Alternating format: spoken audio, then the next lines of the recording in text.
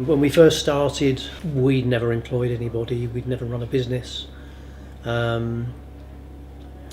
We'd had long periods of sleepless nights, so we could be quite mentally fuzzy during the day if we'd been up all night with our daughter.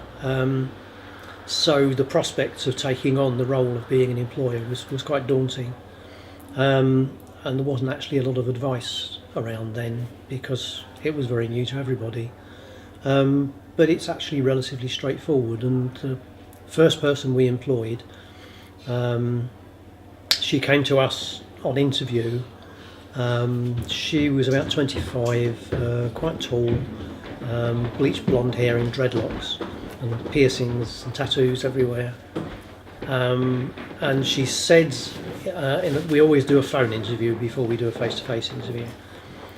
She said in the phone interview, don't be shocked when you see me, and I've been turned down for lots of jobs because of my appearance, but I've got bleached blonde dreadlocks. And I said, I don't think that's going to be a problem because my daughter's got bright blue curly hair at the moment, so not an issue.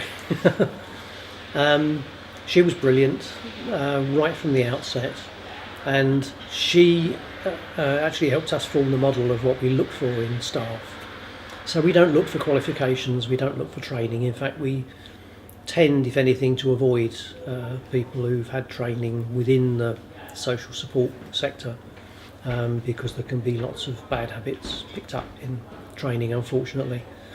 We had actually this same woman, she'd worked in a nursing home, and she'd been given some training about trips and falls.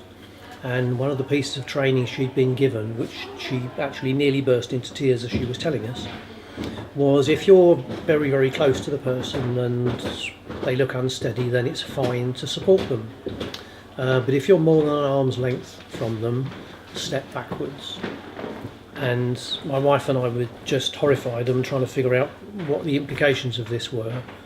But it dawned on us that it was for insurance purposes, because if you're fairly close to a person and they fall and you actually get to the point of touching them but you aren't able to save them, then because you've touched them, you actually come under insurance liability, or your employer comes under insurance liability.